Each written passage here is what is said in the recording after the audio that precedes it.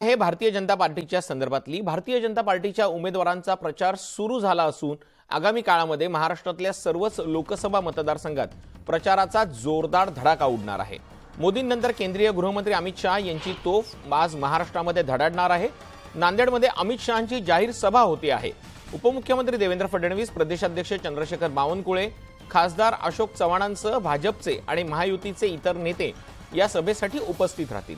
नांदेड लोकसभेचे महायुतीचे उमेदवार प्रताप पाटील चिखलीकर यांच्या प्रचारासाठी अमित शहा नांदेडमध्ये येणार आहेत।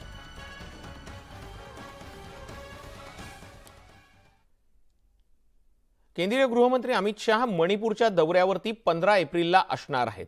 मणिपूर दौऱ्यावरती लोकसभा निवडणुकीच्या संदर्भात जाहीर सभेचं आयोजन करण्यात आलेलं आहे।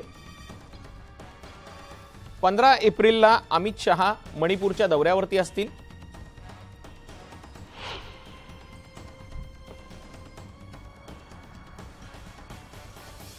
अधिक माहिती जाणून घेऊयात। आपले प्रतिनिधी प्रशांत लीला रामदास आपल्या सोबत जोडले गेलेले आहेत। प्रशांत, एकीकडे अमित शहांचा महाराष्ट्र दौरा सुरू आहे तर दुसरीकडे ते संवेदनशील भागातल्या मणिपूरमध्ये सुद्धा जाणार आहेत। मणिपूरमध्ये सुद्धा प्रचार सभेचं आयोजन करण्यात आलेलं आहे। किती महत्त्व असणार आहे अमित शहांच्या या प्रचार सभेला? तुषार, मणिपूरमध्ये जो हिंसाचार झाला होता साधारणतः 2 ते 3 महिने संपूर्ण मणिपूरमध्ये संचारबंदी होती। त्यानंतर या हिंसाचाराच्या नंतर पहिल्यांदाच अमित शहा हे मणिपूरमध्ये जात आहेत।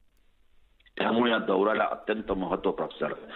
सोबतच येत्या 15 एप्रिलला अमित शहा जे भारतीय जनता पक्षाचे ज्येष्ठ नेते आहे आणि केंद्रीय गृहमंत्री आहे हे मणिपूरच्या दौऱ्यावरती आहे। लोकसभा निवडणुकीच्या संदर्भात काही जाहीर सभेंचं आयोजन हे मणिपूर राज्यात करण्यात आलं आहे आणि या मणिपूरमध्ये महत्त्वाचं म्हणजे हिंसाचारानंतर हा पहिलाच दौरा आहे। त्यामुळे दौऱ्याला अत्यंत महत्त्व प्राप्त झालं आहे। तुषार, अगदी खरं आहे प्रशांत, तुम्ही दिलेल्या या माहितीसाठी। आता थेट जाऊयात अजित पवार